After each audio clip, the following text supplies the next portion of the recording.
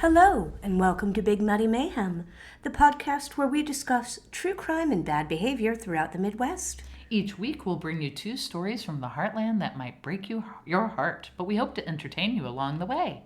I'm Tracey Laricha. And I'm Janet O'Brien. Hello! Hi, Janet. How are you? Good. It's late. Yeah, we're getting a late start this evening. We've got our hot tea Yes, we do. Sitting in front of us here. A little ASMR sips.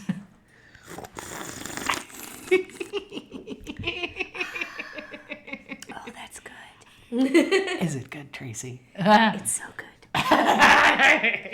Oh, goodness. And so it's a rainy night. Yes, it is. Super rainy. We're recording early tonight because we are going to see a show tomorrow. Exactly. So we had an amazing time. Chicago and Earth, Wind, and Fire were fantastic. So glad that you guys were all able to join us. But tonight, we have some stories. We do. We have to work before we can play. Exactly. So I think you start first. I do go first this week, and I have a story. I'm going to tell you a story that you might have heard a little bit about. Okay. So we have touched upon the subject of today's story in a prior episode, and I'll let you know when we get there. Okay? In case you Muddy Buddies want to go back and re-listen, or in case you missed it the first time around, I'm going to tell you that right now, tonight, we are diving into America's first known serial killers. Oh! Genuinely, and I've gone back and kind of looked at like H.H. Holmes and other people that, the Bloody Benders and all of that. These guys predate them all. They really are America's first documented serial killers. Nice. And so we are talking about the Harpe Brothers. The Harpe Brothers, okay. Yes. So the Harpe Brothers. Micaiah Harpe is the oldest. He is born in 1768. Okay, and, that's a long time ago. For most of this story, we're going to refer to him. I'm sorry, pardon me, Blue is rearranging her blanket. Our executive producer over here did not appreciate the way that we had her dog bed set up. She's fixing it. She's getting it worked out, yeah. So, Micaiah Harpe is the oldest, born 1768.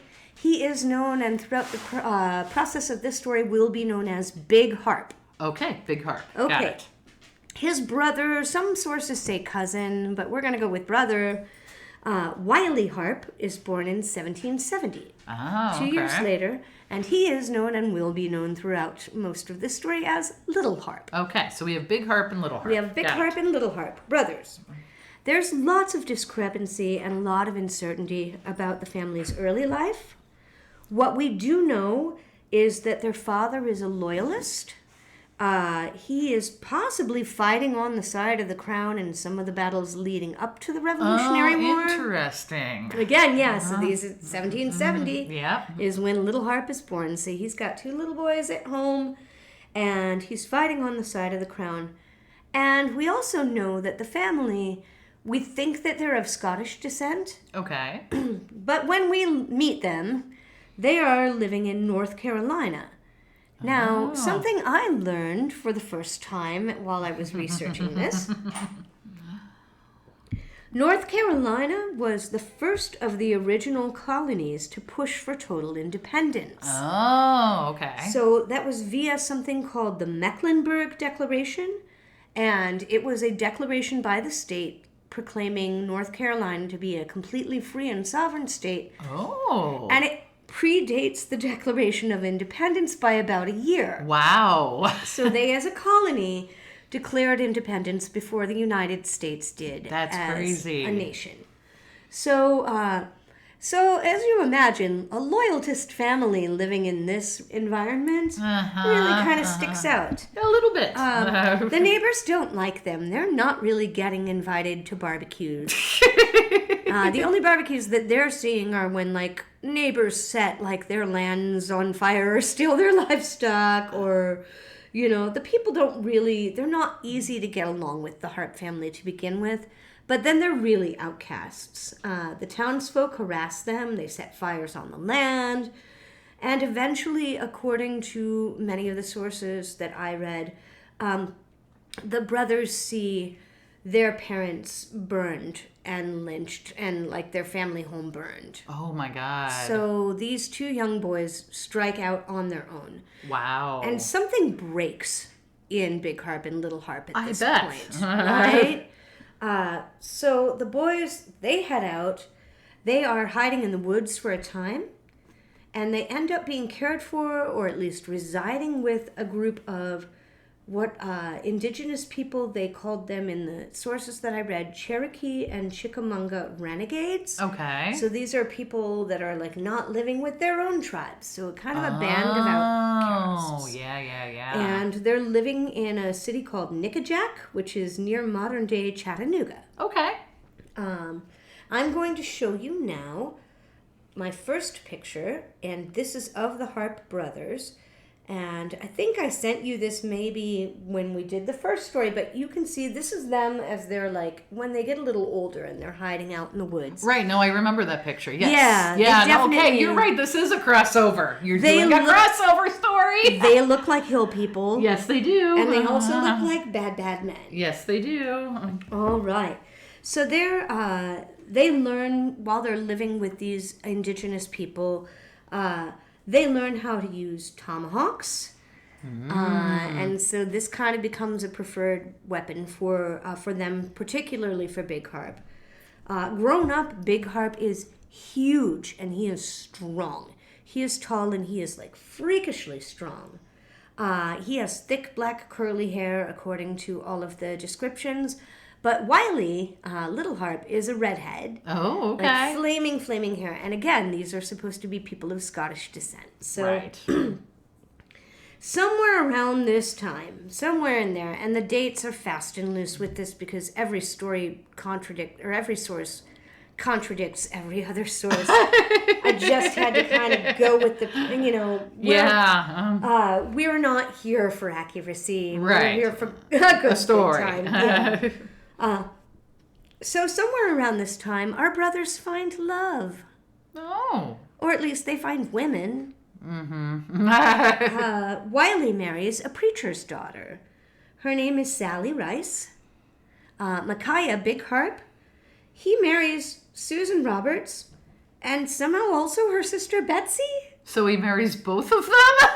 Yes.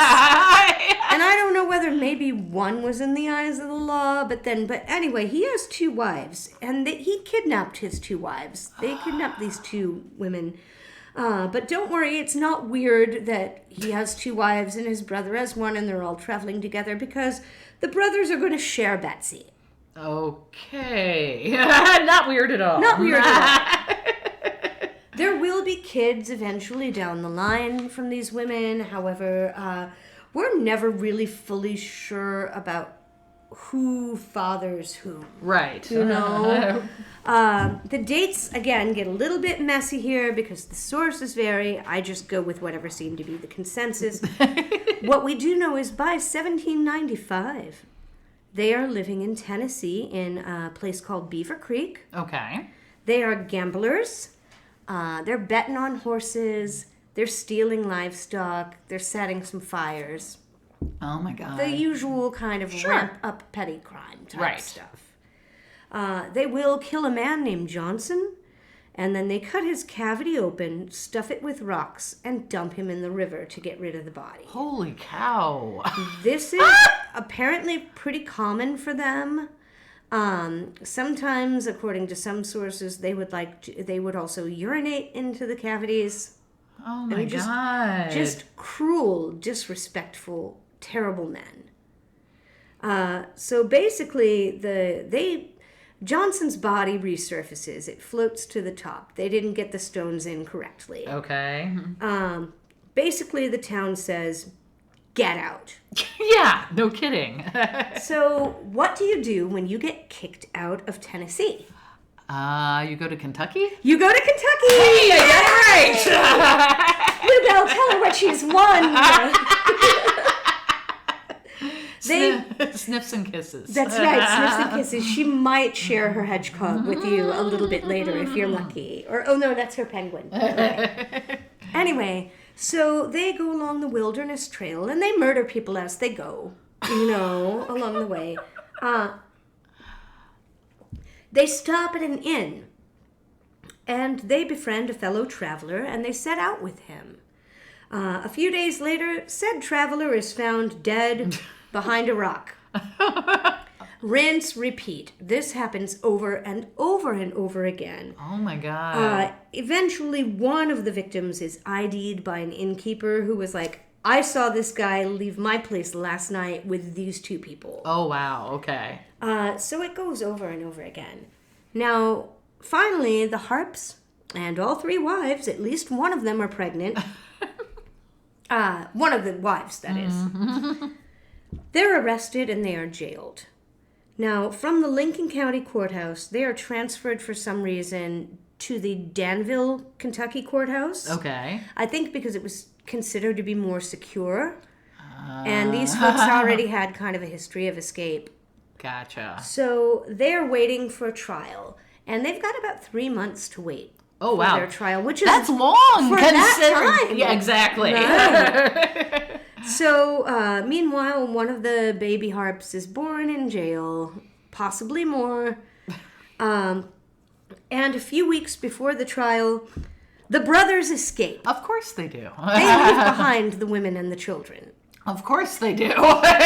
Chivalry is as dead as a traveler that goes on a road trip with the Harpe Brothers. So, they're still there. The wives still face trial. Look at this and tell me, describe these women to me. Okay, so the one on the left, she looks blonde. She looks slightly tired. The one in the middle has bushy black hair. I don't know. She looks really tired. She looks really tired. The one on the right looks exceptionally tired, probably brown hair, and kind of gaunt. When I saw this, what I thought is I was like, this is the saddest reenactment of the movie 9 to 5 that I've ever seen. Isn't it? Yes. Oh. So there ain't enough rat poison to put in these boys' coffee. No kidding. I'm like, who would be Dolly? Maybe the one on the left. Yeah. We'll post these in the show notes. So anyway, these poor women are made to go on trial after they've been abandoned in prison. Oh my God. Right? They are tearful. They are frightened. They are young too. These are very young women. And they are so, so sorry. These are women that were kidnapped from their family homes, and one was a preacher's daughter. The other two, I think, were like the father. Their dad was like a high up in the military. So these are people from reasonably okay homes. They're forced on the road and on the run with these two brutal men. This is not a time when women have agency. What's that like? Right. And these girls, all they want is to go home and throw themselves back on the mercy of their families and hope that the good Lord and their parents will forgive them and take them back into the fold. Wow. So the town is moved. The judge says, okay, Good. We're going to let you and your children go. The town is so moved, they're acquitted and the town springs into action. This is a generous community. These ladies and their little ones need help. The town is, again, so generous. Clothes, food, blankets, money. Wow. A couple of horses. Everything that we need to help them get home. Mm-hmm. So the trio and the babies set out with, everything that they've gotten from the people of Danville. And they get about 30 miles down the road. Oh, no. Janet. Tracy. Janet. Tracy. They trade the horses for canoes, change course, and go meet the brothers at the prearranged. This was all a setup, and it was all a scam. They had this thing planned. Holy crap! Yeah. Wow. So they're just as bad. Mm-hmm. Well, or they're at least like, this is what they're doing. They could have gone. Oh my God. So the governor now, James Garand, puts out a $300 bounty for each of the brothers. Now, $300 is $7,660 today. Okay. On each of them. Yeah. No, so, that's not bad. Yeah. So like about $15,000 if you can nag them both. Too hot to stay where they are. What do you do when you get kicked out of Kentucky? You go to you're gonna go to Indiana? No. Close. You're gonna go to Illinois. You're gonna go to Illinois! Bluebell, tell her what she's won. You can have one of her toothy cookies. And maybe one of her butt treats if you're good. She's letting me pet her. Yes. You can also... I read a meme the other day that said something like, why do all men pat a dog like they're slapping the side of a wooden boat? And I'm like, I do that too. I know, I do She's too. a good dumping dog. All right, so they go to Illinois, and the Harps also go along, on a spree along the way. Oh my God.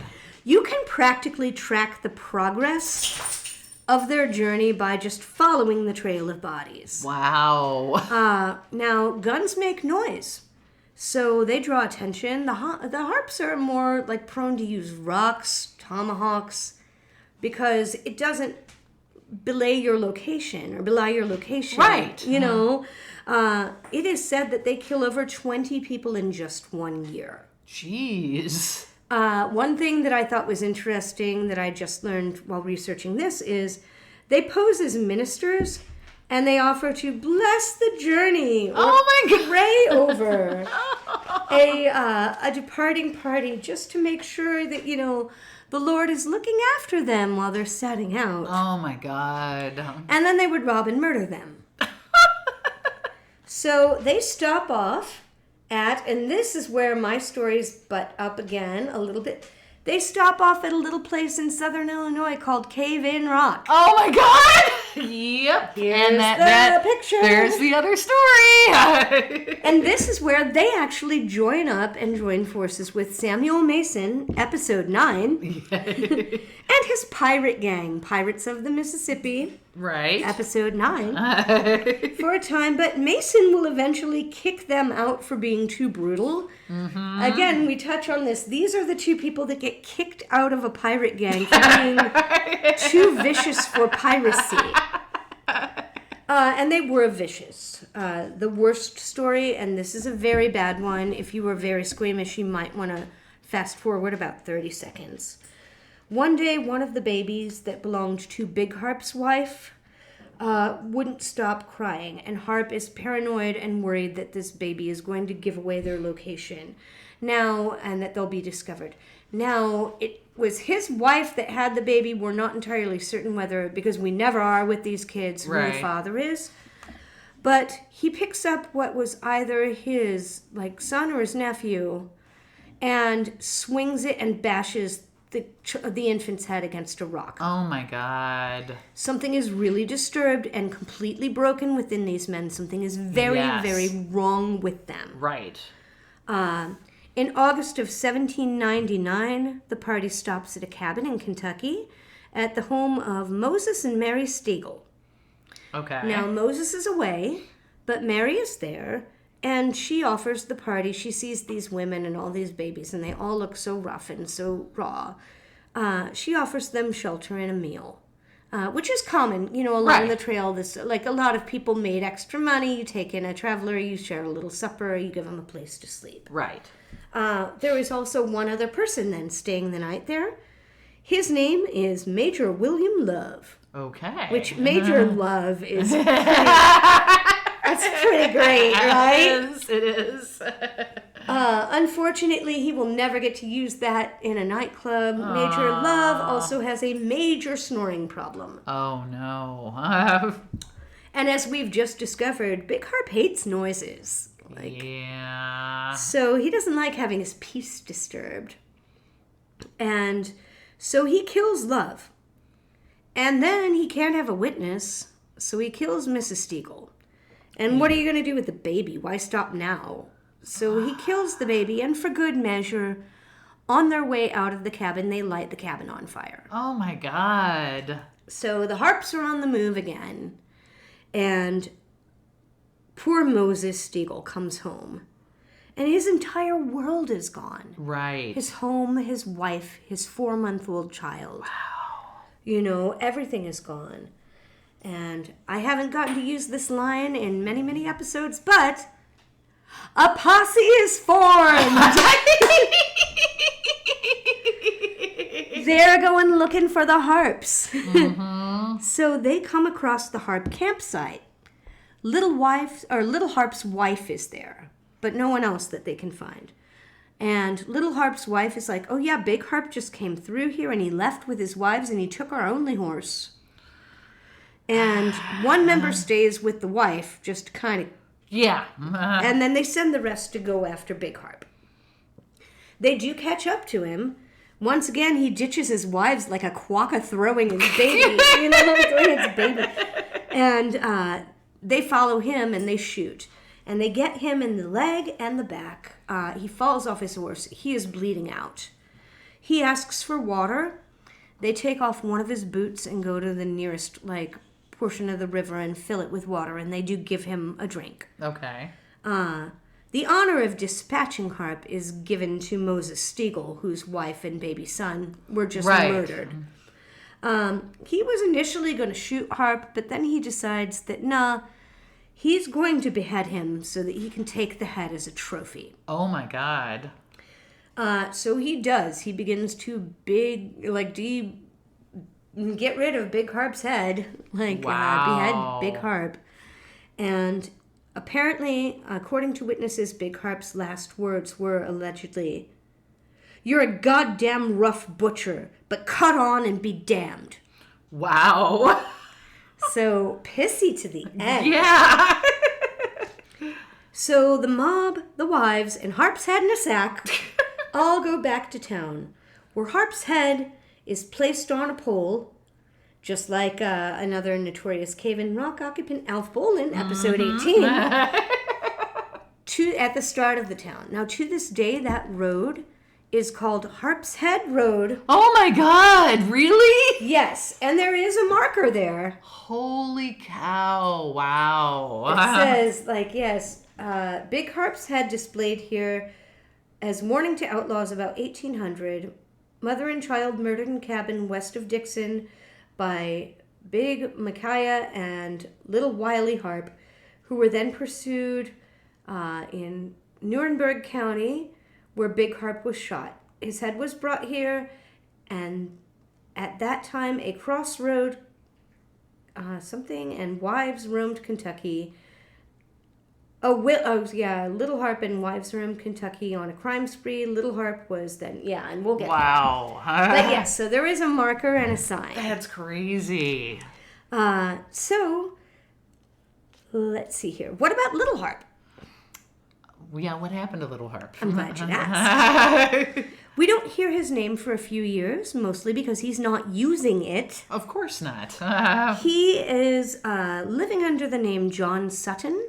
Mm-hmm. He is still living a life of crime. And at some point, he even does some more work for Samuel Mason and his pirate gang. Oh, my God. And it's because of this that he ends up busted in something with the pirate gang. So now he's wanted under both his alias and his given name. Oh my God. He's double wanted. He's double wanted. Well, John Sutton and an accomplice of his learn that there is a significant bounty out for the head of Sam Mason. Oh. And while they're riding with Mason, Mason suffers a head injury, and so he's probably already going to die from it. So,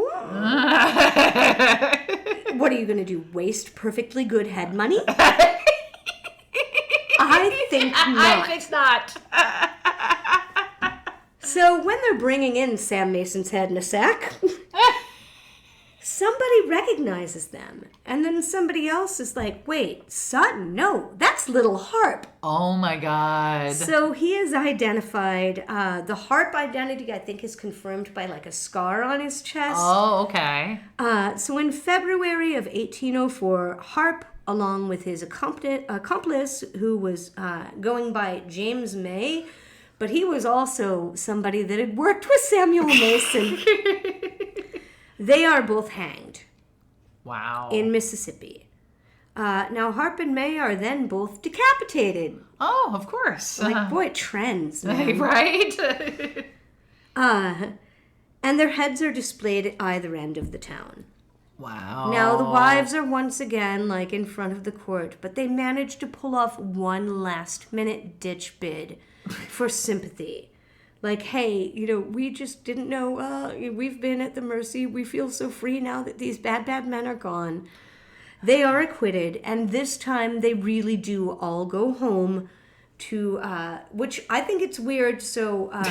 Little Harpe's wife goes back home to Tennessee, where she's from, and Sure. I don't remember where Big Harpe's wives go, but the two of them do go together. Okay. Like, so they wander off together, and they really do continue to live quiet lives. We don't really know anything more about them. There are still descendants of the Harpe family that are surviving today. Wow. And, like I said, a whole lot of details that were really hard to prove, but that is the story of... the Harpe Brothers. And give me one moment. I'm going to read you my sources. My story sources today were the Kentucky History and Haunts podcast, a book that I go to time and time again called Bloodletters and Bad Men. This is volume 1. There are 3 by a man named J. Robert Nash. Of course, the ever-present Wikipedia and AppalachiaBear.com. Wow, that was great. Thank you. I loved it. So crazy. Crazy. So I have a story. For me? Yes. So I was telling Tracey earlier that this weekend just kind of ran off. I mean, it ran off. And then I was not having a great day yesterday because... I just wasn't. I was having some stomach issues. Sure.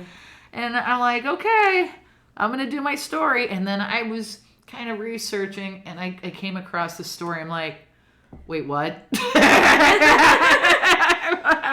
to love that. Like, when you find the one hook and you're like, now we're there. I'm like, what? Right. So... I'm going to tell you the story of a thing that happened recently. Oh, my. Okay. So, like, in 2021. Oh. We're going to talk about a crazy thing that happened in Evansville, Indiana. Okay. On October 19th of 2021. Okay. And it's like, it revolves around... a guy, but it involves several people. So I don't want to even give up the names yet because it just, the way the story rolls out, you'll see what I mean. Mm-hmm. Okay. So at 11 p.m. on October 19th in 2021, a policeman was driving through Evansville, Indiana on the west side, and this woman flags him down. She's waving her arm. She's like, stop, stop, stop. And he pulls over, and this woman's name goes by the name of Cynthia. Okay. And she explains, she's like, I just escaped a house. There's a dead body in this house. Oh, you need to go back to this house. And basically says, you need to go there. I just escaped from there. So she gives the cops an address of 1801 Stinson Avenue in Evansville, Indiana. She... starts to explain, I was invited over by a friend of mine, my friend Heidi Carter, and to go over and help clean up the house because the landlord is going to stop by later to look at the house. And she's like, can you come over, help me do some cleaning? Help me clean, yeah. Right. Like, oh my gosh, I'm in a panic. Right, landlord inspection kind of thing. And she's like, okay. And so they ordered some pizzas. They end up cleaning up a couple of rooms on the first floor of this house.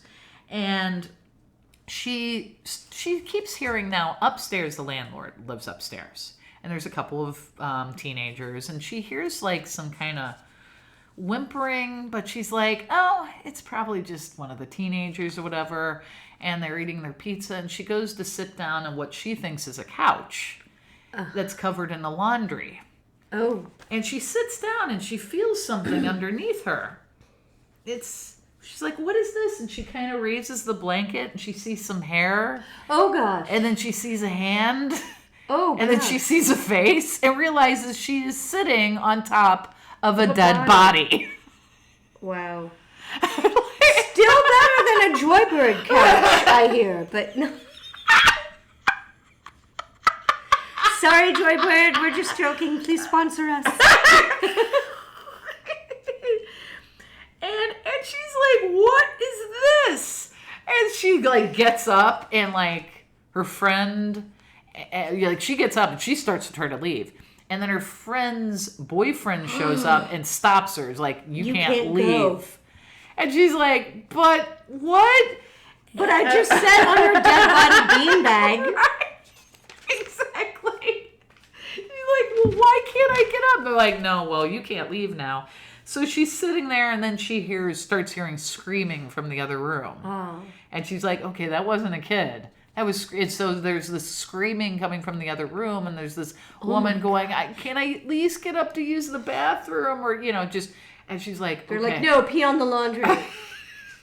And so the Cynthia gal looks at her friend Heidi and her friend's boyfriend. Friend's boyfriend goes by the name of Casey Hammond. So and she's like Heidi and Casey, and Heidi is our hero here. Yeah, Cynthia's like, what? And so she's like, can I use the bathroom? They're like, sure, go ahead. So Cynthia's like, the bathroom's by the back door, and she takes off. Like, good girl. And flags down a cop. And they're like, so she tells the cops what happened. And the cops are like, okay. So they basically just swarm the house.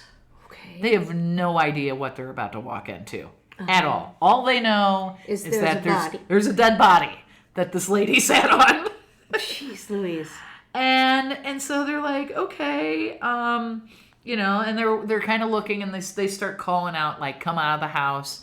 And this guy comes out of the house, and this is the landlord who comes out of the house. The landlord's name is Jason. Jason starts to walk out of the house. He's got his hands up in the air. Right. And he's like, I don't know what's going on. But he just owns the place. He has no idea what Casey and Heidi have been up to. Exactly. He lives upstairs.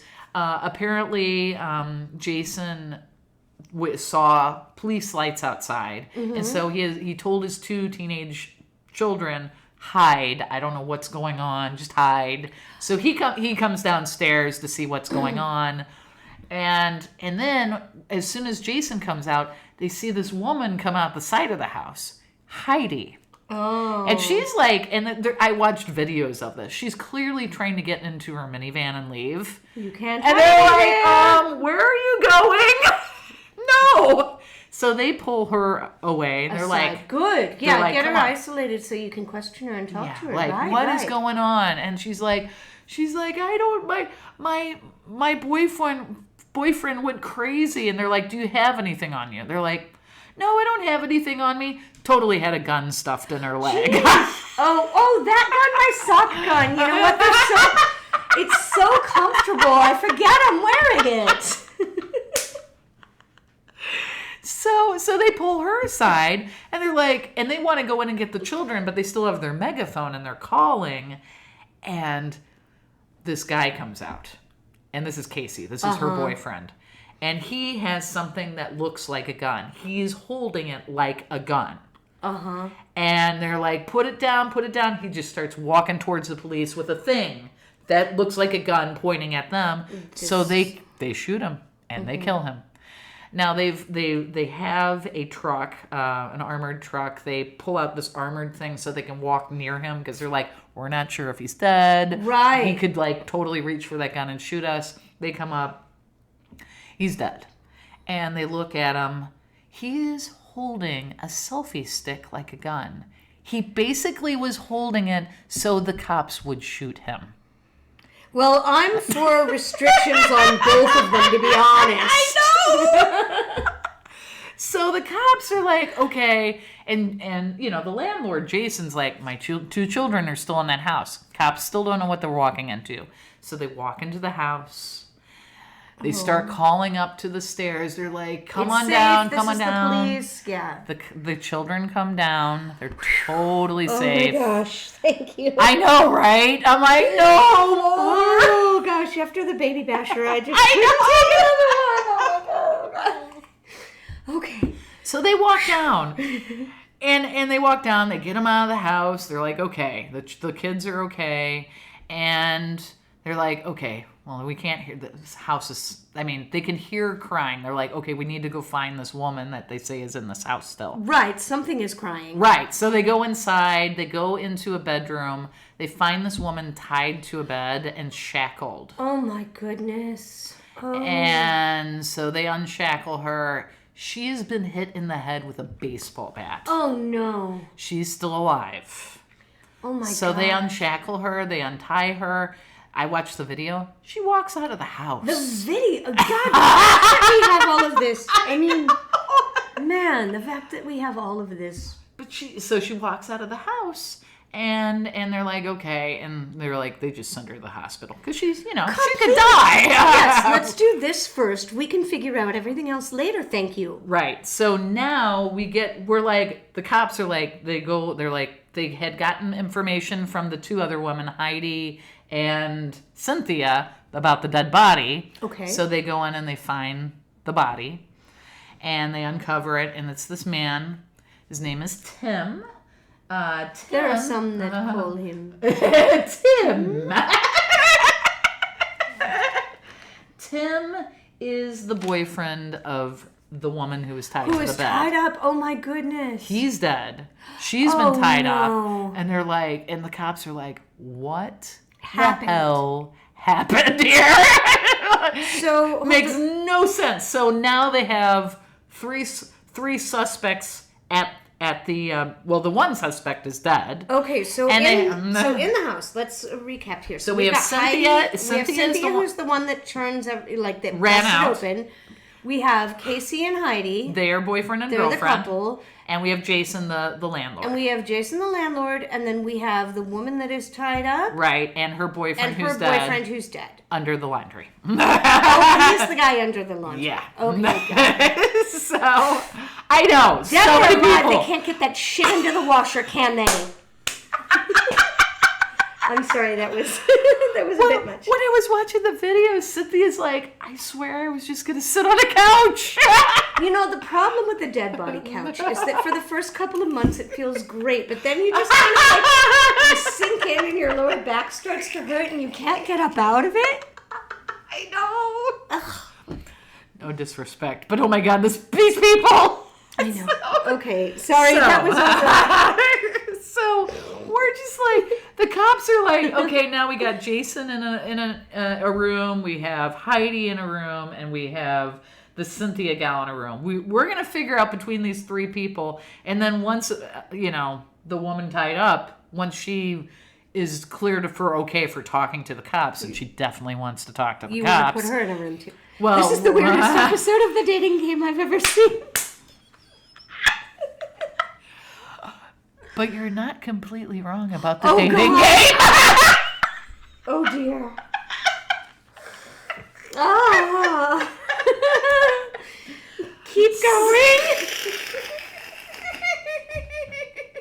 Oh God. So what they do is they decide, you know what? We need to interrogate some people and find out what the hell is going on. Yeah, completely. So they first interrogate Jason. They're like, okay, Jason, this is your house. Who are all these people? And he's like, the only people I know in this story is the Heidi gal that I rent to. Okay. And that Casey guy that you shot in front of my house is her boyfriend. Okay, right. That makes sense. So Jason starts to explain. He's like, I was at a bar, I met this Heidi girl, and she had moved to town because her boyfriend lived here. She was living in a hotel, and I was being nice and decided to rent to her. She needed a place to stay, I had a place to rent. Exactly. It happens. You've heard it 1,000 times. Exactly. Yeah, it happens. And he says immediately, Heidi would have her boyfriend over, and they would argue all the time. Just all the time. And he was like, he basically made a rule that she wasn't allowed to have people over. Okay. But of course she didn't follow that rule. And especially not when it comes to, I get the feeling that boyfriend is probably going to show up whether or not he's allowed. Exactly. So I think he was trying to minimize the yelling. Right. So he's like, just don't have anybody over. Mm-hmm. And so they're like, okay. And they're like, well, how did you know not anything was going on? And Jason's like, listen, I was passing a kidney stone. Oh. I came home. I basically went and laid down at 8 p.m. Oh. Because I was passing a kidney stone. He's like, and when you guys showed up, I was in the bathroom passing the kidney stone. So that was some of the yelling. Yeah, so he had no idea what was going on. Like, none. And no, he was pretty occupied. He was occupied. And so he's like, and then when I came out of the bathroom, I saw all these cop lights. So I told my children, hide. I'm going to go downstairs and see what happened. Right. And so they're like, okay, you're marked off the list. You had nothing to do with it. You know who Heidi is because you rent to her. So Heidi is the renter. Badass would have been if he had the stone and was just like, hey, here it is. Right. Ta-da! So they're like, okay, so they clear him. And he doesn't know anything about what's going on downstairs. Mm-hmm. He had no idea. So now they start interrogating Cynthia, the woman who ran out, and Heidi. And they're like, okay, so they start talking to Cynthia. And they're like, what's going on? She's like, I was invited over by Heidi, my friend, because she wanted help cleaning the house because they were going to have the landlord come and inspect it. So I came over, we ordered pizzas, we cleaned 2 of the rooms. Right. And she goes, I did notice, however, that Heidi had blood on her boot. And I asked her about it, and Heidi said, oh, that's from a raccoon. Just a weird-ass explanation. Raccoons will come up and bleed on you for no reason. Right. And they're like, okay. And she's like, and then I sat down on the couch. And then I noticed that I realized there was a dead body under it. And I got up to leave. And all of a sudden, Heidi's boyfriend shows up. And he stops me and says, you can't leave. You can never leave. Oh. So this is when Cynthia's like, how the hell do I get out of here? And she's like, I heard screaming from the other room. I heard somebody crying that they wanted to get out. And I kind of took cue and said, can I use the restroom? They said yes. And she's like, so I booked it out the back door. And that's when I flagged down a cop. Now, Cynthia probably wouldn't have normally done this because Cynthia herself already had a warrant out for her arrest. But when it's life or death, it's just like, do I want to be jail or do I want to be the ottoman in this murderous sofa set? Exactly. And so when the cops, they said, unfortunately, we're going to have to send you to whatever district needed you. And she's like, sure, damn it. She was not happy with that, but at the same time, she's alive. Mm-hmm. So it's kind of like, what do you do? And then they're at the same time, they're interrogating this Heidi woman.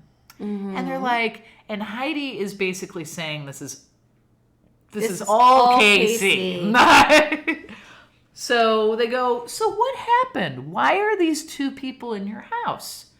Here's where the story gets a little weird. Because it's not weird enough. I was kind of wondering. I was nodding off. So Heidi says, well, I decided that I was going to do a thing.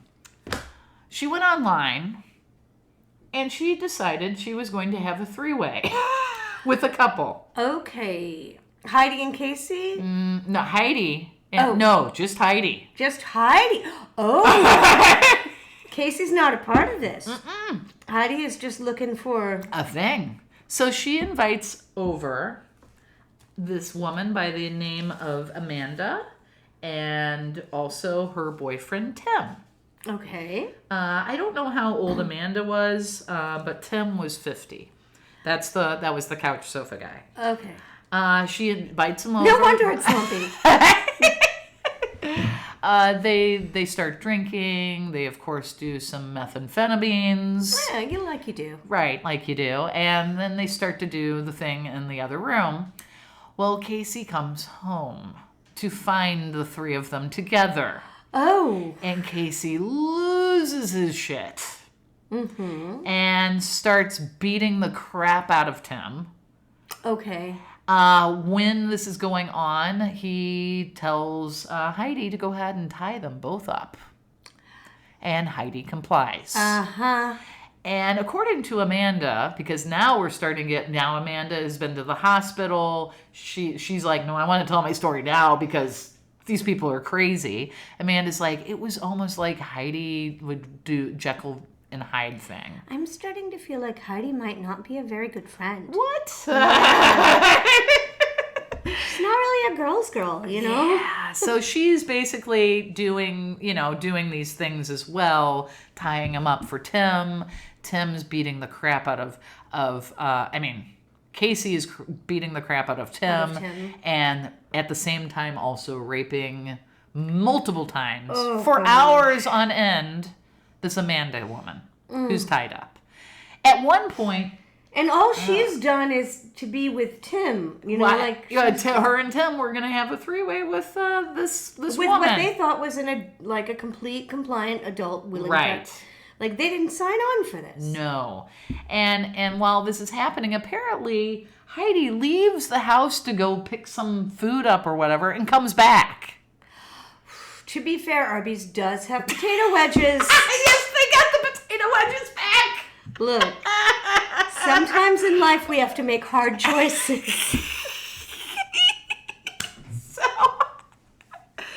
So she comes back, and while he's doing things still to Amanda, Tim is making noises on the floor because he's tied up, and he gets tired of Tim and strangles him with a belt. And then Heidi and Casey pull Tim's body out of that room and lay him in the pile of laundry and cover him up. Okay, I guess to try to just I don't know.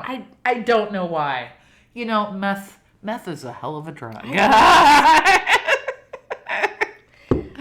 right, Downy Unsentables, do your work. and then at some point, the Cynthia gal shows up, and do we know how Cynthia and Heidi know one another?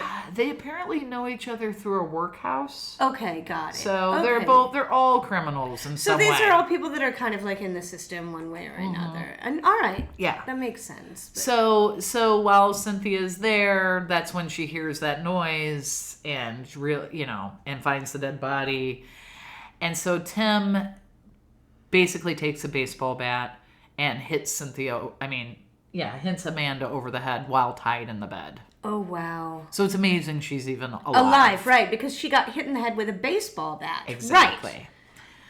So they, when that all happened and the cops showed up, everybody's trying to figure out what to do. They're trying to basically run like cockroaches out of the house. Right. Heidi tries to run out.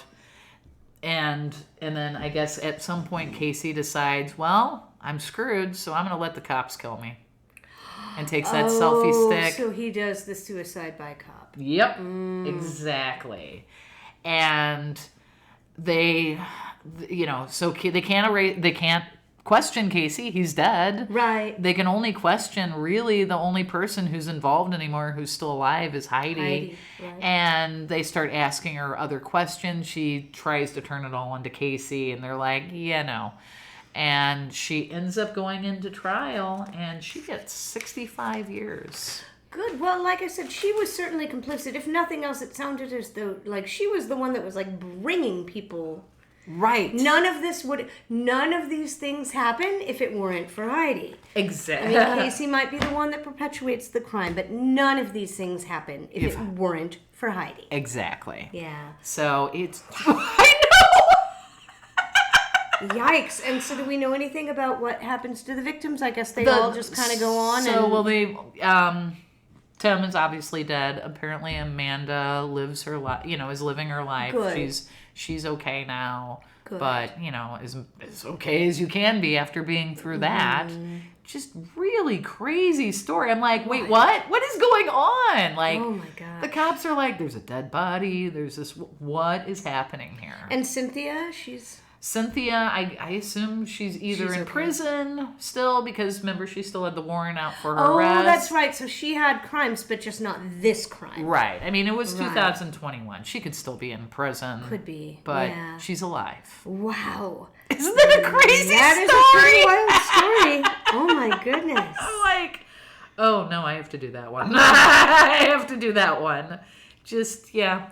So folks, don't do meth and invite over... don't have a menage a trois on meth. It can go very wrong. Yeah, I guess not. So, well, I think this is where we take a break. This is where we take a break. I am going to take Janet out back, show her my new beanbag chair, and explain to her what happens to people who snore.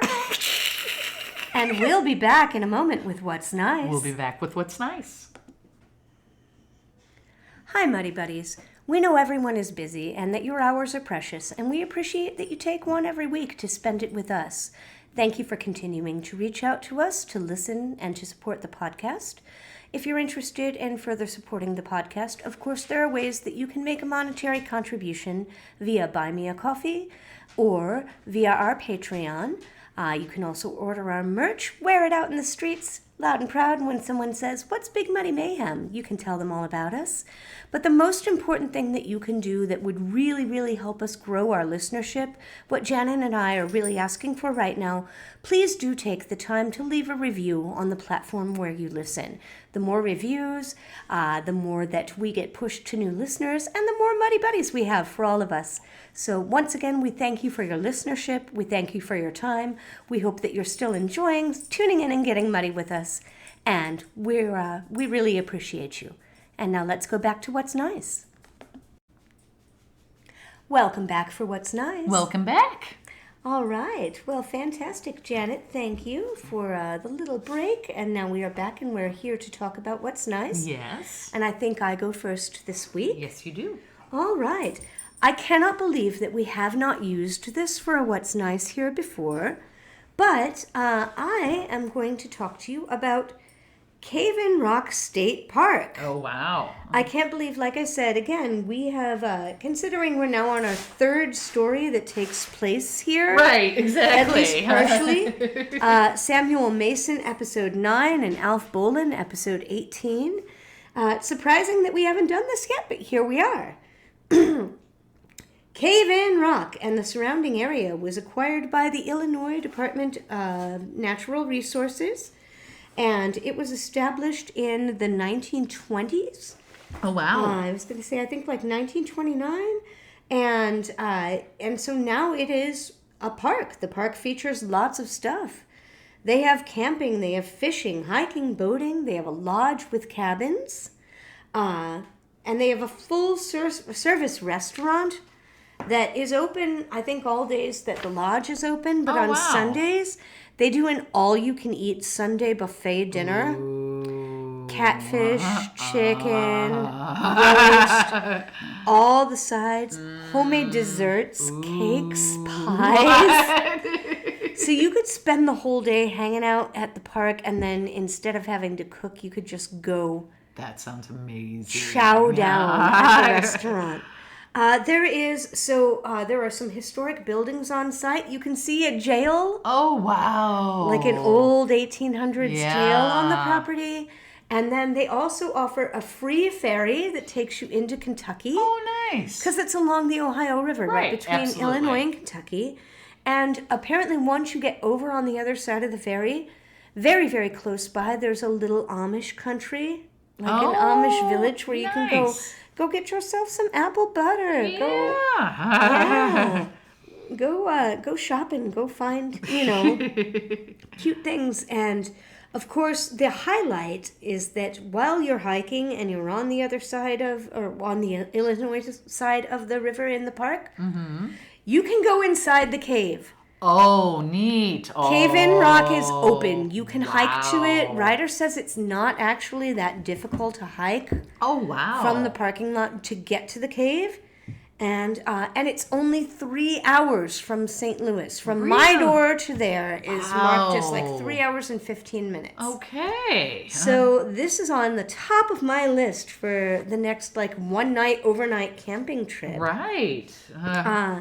So, just a little bit of a tiny thing there, but like I said, lots of history, super interesting. The free ferry, the good dinner, sounds like an easy trip. There are cabins there if you are not the kind of person that likes to tent camp. And if you want to have a good time in a place that was frequented by bad men, I would like to suggest Cave in Rock State Park as my what's nice. Ooh, that sounds amazing. All right. Do you have something nice for me? I do. Is it a couch? No. Good. It's a park. Okay. And the benches are made of bones.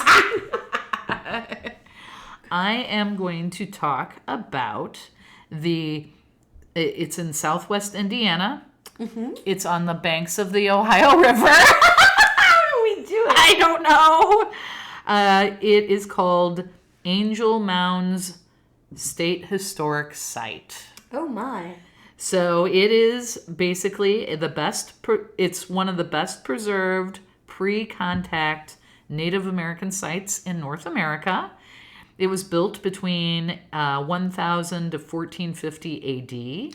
Wow. The town was occupied by more than 1,000 people and was part of the Mississippian culture. Right, just like yes, I was just about to ask. Exactly. I was just about to ask. The original town covered an area of 103 acres and served as an important religious, political, and trade center for people living within a 75-mile radius. Nearly 575 acres comprised of the mound historic site, which includes an interpretive center, recreations of the Mississippian buildings, and working construction of the 1939 Works Progress Administration Archaeology Laboratory. The WPA, we owe it so much, don't we? I know. Oh my goodness. I know.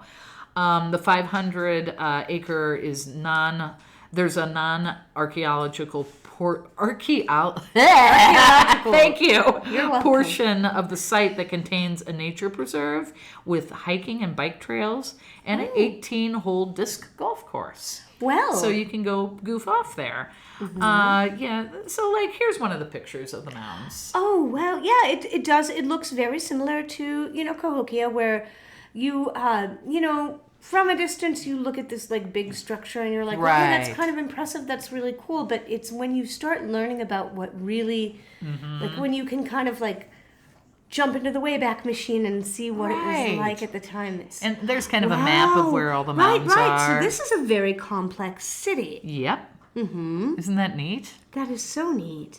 Yeah. You can see that, you've got the mounds and then I don't have the key for it, but it looks as though there are all kinds of places where okay, here's where you go, here's where the temple was set up, and here's where trading was set up, and here's exactly. Now right now the visitor center is undergoing renovations, so the exhibit portion is closed, but you can still go look at the mounds itself.